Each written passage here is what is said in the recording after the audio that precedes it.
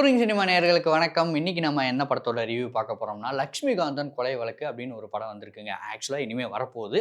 அந்த படத்தோட ரிவ்யூ தான் பார்க்க போறோம். அந்த படத்த யார் டைரக்ட் பண்ணியிருக்கா? தயாள் பத்மநாபன் அப்படிங்கிறவர் தான் டைரக்ட் பண்ணியிருக்காரு. ஸோ அந்த படத்துல யாரெல்லாம் நடிச்சிருக்காங்க அப்படின்னு பார்த்தீங்கன்னா, வெற்றி நடிச்சிருக்காரு. ரங்கராஜ் பாண்டே ஒரு முக்கியமான ரோல் வந்து பண்ணியிருக்காரு. பிரிகிடா அவங்க ஒரு ரோல் பண்ணியிருக்காங்க. சரவணன் இருக்கார் இல்லையா? சேலம் சரவணன் அவரு ஒரு முக்கியமான ரோல் பண்ணியிருக்காரு. ஸோ இவங்கலாம் தான் இந்த படத்துல நடிச்சிருக்காங்க. படத்தோட கதை என்ன அப்படின்னு பார்த்தீங்கன்னா, ஓப்பனிங் சீன்லயே ஒரு கோர்ட்ட வந்து காட்டுறாங்க. கோர்ட்ல பார்த்தீங்கன்னா, ரொம்ப இன்ட்ரஸ்டிங்கா ஒரு ஆர்கியூமென்ட் போயிட்டு இருக்கு. அப்போ அந்த ஜட்ஜ் என்ன சொல்றாங்க அப்படின்னா, இந்த கோர்ட் அதாவது இந்த கேஸ்ல வந்து எனக்கு வந்து என்ன மாரியான ஜட்ஜ்மென்ட் குடுக்குறதுன்னே தெரியல. தீர்ப்பு எப்படி குடுக்குறதுன்னே தெரியல. இத நான் வந்து நாளைக்கு தள்ளி வைக்கிறேன் அப்படின்னு சொல்லிட்டு அவங்க ரொம்ப ஃபெட் அப் ஆகி எந்திரிச்சு போறாங்க. அப்படி எந்திரிச்சு போகும்போது நைட் ஃபுல்லா உட்கார்ந்து யோசிக்கிறாங்க. என்ன தீர்ப்பு குடுக்கலான்னே தெரியலையே அப்படின்னு சொல்லிட்டு, அப்படி அவங்க உட்கார்ந்து யோசிச்சுட்டு இருக்கும்போது என்ன பார்க்குறாங்க அப்படின்னா, பக்கத்திலேயே லட்சுமிகாந்தன் கொலை வழக்குன்னு சொல்லிட்டு ஒரு புக் ஒண்ணு இருக்குங்க. அந்த புக்க எடுத்து படிக்க ஆரம்பிக்கிறாங்க. அப்படி படிக்கிறப்போ அந்த லட்சுமிகாந்தன் கொலை வழக்கோட ஒரு கதைக்குள்ளேயே போகுது அப்படின்னே சொல்லலாம். இப்படிதான் பார்த்தீங்கன்னா கதையே ஸ்டார்ட் ஆகுது. இதுக்கப்புறம் எப்படி படம் வந்து நகருது அப்படிங்கிறது தான் படத்தோடைய பேலன்ஸ் கதை.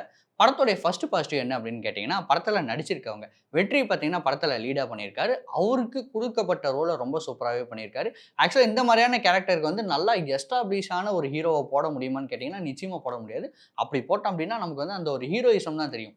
பட் இந்த மாரியான கேரக்டருக்கு பெருசா தெரியாத, பட் ஓரளவுக்கு தெரிஞ்ச மாரியான ஃபேஸ் போடும்போது ஓகே.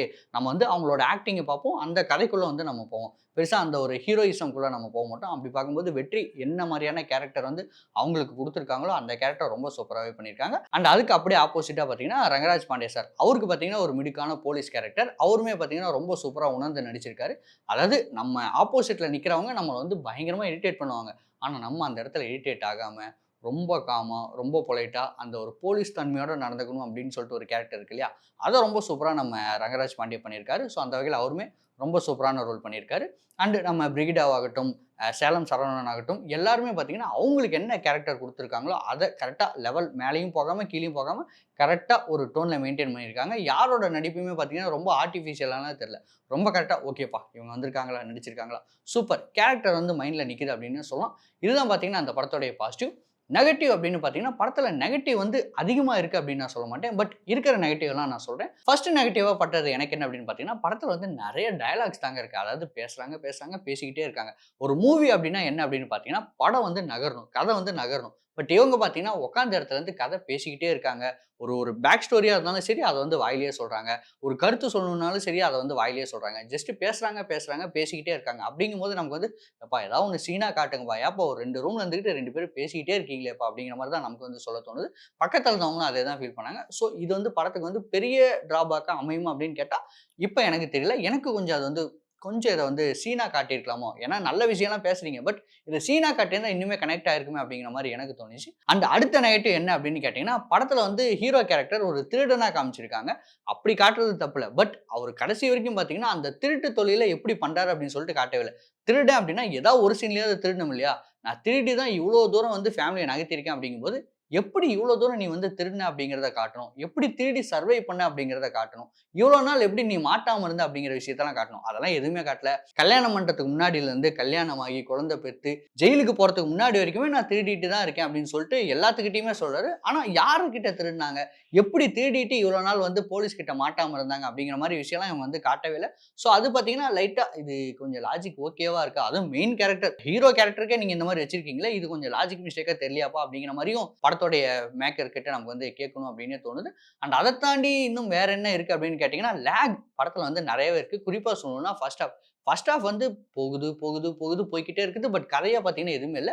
இன்டர்வல்ல தான் பார்த்தீங்கன்னா கதை வருது அப்படின்னே சொல்லலாம். அண்ட் முக்கியமா இன்டர்வல்ல கூட கதை இல்ல. இன்டர்வல் முடிஞ்சு செகண்ட் ஹால்ஃப்ல தான் கதையே வந்து ஸ்டார்ட் ஆகுது அப்படின்னே சொல்லலாம். அப்படி பார்க்கும்போது எதுக்கு நான் இவ்வளோ நேரம் ஃபர்ஸ்ட் ஹால்ஃப் பார்த்தேன்? ஃபர்ஸ்ட் ஹால்ஃப்ல பெருசா ஒண்ணுமே இல்லையே. செகண்ட் ஹால்ஃப்ல தான் நீங்க வந்து கதையே சொல்றீங்க. ஆக்சுவலா படத்தோட கதையே வந்து ஒரு 1 ஹவர்ல முடிச்சிடலாம். எதுக்கு அப்ப ஃபர்ஸ்ட் ஹால்ஃப்னு ஒண்ணு எடுத்தீங்க? அப்படிங்கிற மாரி தான் நமக்கு வந்து கேட்க தோணுது. என்னடா நீ பாட்டுக்கு இத்தன நெகட்டிவ் சொல்லிட்டு இருக்க. படம் வந்து ஓடாதா அப்படின்னு கேட்டீங்கன்னா, கண்டிப்பா இந்த படம் ஓடுறதுக்கு அதிக வாய்ப்பு இருக்குங்க. காரணம் என்ன அப்படின்னு கேட்டீங்கன்னா, இவங்க சொல்ல வர கருத்து.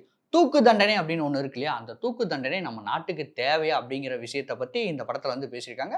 எல்லாமே கரெக்ட்டாவும் பேசியிருக்காங்க அப்படின்னு தான் நான் கண்டிப்பா சொல்லுவேன். காரணம் என்னன்னா, ஹீரோ பேசுறாரு இல்லையா? சில பாயிண்ட்ஸ் எல்லாம். அந்த பாயிண்ட்ஸ் எல்லாமே ஏத்துக்கிற மாரியும் கண்டிப்பா இருக்கு. தூக்கு தண்டனை வேணும் அப்படின்னு சொல்றீங்க. அந்த தூக்கு தண்டனை கைதி உண்மையாலுமே தூக்கு தண்டனைக்கு தப்ப தான் பண்ணிட்டு வந்தாரா? அவரு ஒரு தப்பு பண்ணாலும் தூக்கு தண்டனை தான் அப்படின்னு சொல்றீங்களே, அது எந்த வகையில நியாயமாகும்? ஒரு கொலை பண்ணாலும் தூக்கு தண்டனை, 100 கொலை பண்ணாலும் தூக்கு தண்டனை. அப்புறம் எப்படி இந்த 2 பேரையும் நீங்க ஒரே இடத்துல வைப்பீங்க? பசிக்காக ஒருத்தன் தெரியாம கொலை பண்ணிட்டாலும் அவனுக்கு தூக்கு தண்டனை தான் குடுப்பீங்களா? அவனுக்கு வந்து திரும்ப ஒரு வாய்ப்பு வந்து குடுக்கவே மாட்டீங்களா? அப்படிங்கிற மாரி சில கேள்வியெல்லாம் கேட்கறாங்க.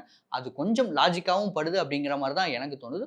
ஸோ அந்த வகையில இந்த படம் மக்களுக்கு பிடிக்குமா அப்படின்னு கேட்டீங்கன்னா, ஒரு நல்ல படமாவே குடுக்க வந்து ட்ரை பண்ணியிருக்காங்க அப்படின்னே சொல்லுவேன். சில சீன்ஸ்லாம் வந்து இன்னும் கொஞ்சம் இம்ப்ரூவ் பண்ணியிருக்கலாம் அப்படிங்கிறது தான் மறுக்க முடியாத உண்மை. பட் ஓவராலாவே படம் பார்க்கலாமா அப்படின்னு கேட்டீங்கன்னா, ஃபேமிலியோட நீங்க கண்டிப்பா போய் பார்க்கலாம். இந்த ஃபன் ஆகட்டும், சாங்ஸ் ஆகட்டும், எமோஷன் ஆகட்டும் அதெல்லாம பெருசா எதுவும் இல்ல. பட் ஒரு நல்ல படம் பார்க்கணும், ஒரு ஒரு சூப்பரான படம் ஒண்ணு பார்க்கணும் அப்படின்னு உங்களுக்கு தோணுச்சு அப்படின்னா, கண்டிப்பா இந்த லட்சுமிகாந்தன் கொலை வழக்கு படத்த வந்து நீங்க கண்டிப்பா தியேட்டர்ல பார்க்கலாம். இன்னொரு ரொம்ப முக்கியமான விஷயம், லட்சுமிகாந்தன் கொலை வழக்குன்னு இந்த படத்துக்கு பேர் வச்சிருக்காங்க அப்படின்னா, கண்டிப்பா நம்ம அந்த கேஸ எடுத்து தான் இந்த படம் வந்து பார்ப்போம். அந்த கேஸ் சம்மந்தப்பட்ட விஷயம் ஏதாவது இருக்கா அப்படின்னு தான் பார்ப்போம். அந்த மாரி இதுல வந்து எதுவுமே இல்ல. எதுக்கு இந்த படத்துக்கு வந்து லட்சுமிகாந்தன் கொலை வழக்குன்னு நேம் குடுத்துருக்காங்க அப்படின்னே தெரியல. ஜஸ்ட் ஒரு புல்லிங்காக வச்சிருக்காங்களா அப்படின்னு யோசிக்கிறேன். பட் அப்படி வச்சிருந்தாலுமே அது வந்து கண்டிப்பா தப்பு. ஸோ படத்தோட டைட்டில் நீங்க இந்த மாரி வச்சிருக்கீங்க அப்படின்னா, கண்டிப்பா எல்லாருமே அந்த கேஸ தான் யோசிப்பாங்க. அந்த கேஸ் சார்ந்த படம் தான் இது அப்படிங்கிற மாரி தான் எல்லாருமே நம்பி உள்ள வருவாங்க. அப்படி உள்ள வரவங்களுக்கு ஏமாற்றம் குடுக்குற மாரி அந்த மாரி சீன் எதுவுமே இல்ல. டோட்டலா வேற ஒரு கதை அப்படிங்கிற மாரி நீங்க காட்டும்போது, கண்டிப்பா மக்கள் ஏமாற தான் செய்வாங்க. ஸோ அந்த ஒரு விஷயம் மட்டும் இந்த படத்துக்கு பேக் ஃபயரா அமையுமோ அப்படின்னு எனக்கு தோணுது. ஸோ ஓவராலாவே இந்த படம் பார்க்கலாமா அப்படின்னு கேட்டீங்கன்னா, ஒரு ஒன் டைம் வாட்சபிள் மூவியா தான் அமைஞ்சிருக்கு இந்த லட்சுமிகாந்தன் கொலை வழக்கு.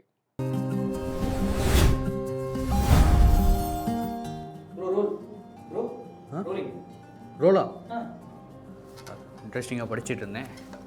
ஸோ மக்களே, டூரிங் டாக்கீஸ் நடத்தின ஃப்ரேம் அண்ட் ஃபேம் அவார்ட் ஃபங்க்ஷனுக்கு நீங்கள் பயங்கரமான சப்போர்ட்டை கொடுத்துருந்தீங்க. அண்ட் அதே வீடியோக்கள் எல்லாமே நம்ம வந்து யூடியூப்பில் அப்லோட் பண்ணதுமே எல்லாருமே அந்த வீடியோஸை பார்த்து ரொம்ப அதிகமாக சப்போர்ட் பண்ணியிருந்தீங்க அப்படின்னே சொல்லலாம்.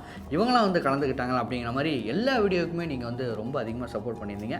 ஆனால் நம்ம வியூவர்ஸ் எல்லாருமே கண்டிப்பாக வீடியோ மட்டும் பார்ப்பாங்கன்னு கேட்டால் நிச்சயமாக கிடையாது. சில பேருக்கு வந்து புத்தகம் படிக்கிற அந்த ஒரு ஆர்வமே இருக்கும். ஸோ நம்ம டூரிங் டாக்கீஸ் நடத்தின ஃப்ரேம் அண்ட் ஃபேம் அவார்ட் ஃபங்க்ஷனுடைய ஈவெண்ட்டில் நடந்த முக்கியமான விஷயம், யாரெல்லாம் அவார்டு வாங்கினாங்க, யாரெல்லாம் கலந்துக்கிட்டாங்க அப்படிங்கிற விஷயத்த புத்தகமாக தொகுத்து ஒரு புத்தகம் நம்ம இப்போது வெளியிட இருக்கோம். ஸோ அதுதான் இந்த புத்தகம் என்னோட கையில் இருக்குது. அதை தான் நான் இப்போது இவ்வளோ இன்ட்ரெஸ்டிங்காக படிச்சுட்டு இருந்தேன். இந்த புத்தகம் உங்களுக்கு வேணும் அப்படின்னு நீங்கள் நினச்சிங்கன்னா ஃபுல்லாகவே ஃப்ரீ. உங்களுக்கு இந்த புத்தகம் கண்டிப்பாக கிடைக்கும். நீங்கள் பண்ண வேண்டிய விஷயம் ஒன்றே ஒன்று தான். இந்த புத்தகம் உங்கள் வீட்டுக்கு வந்து சேரணும் அப்படிங்கிற விஷயமான டெலிவரி சார்ஜ் அப்படிங்கிற விஷயம் இருக்கு இல்லையா, அதுக்கு மட்டும் நீங்கள் பே பண்ணால் போதும். வெறும் 100 rupees தான். ஸோ நீங்கள் பண்ண வேண்டிய ஒரே விஷயம், கீழே இருக்க இந்த நம்பருக்கு கால் பண்ணுங்கள். இந்த புத்தகம் உங்கள் வீடு தேடி வரும்.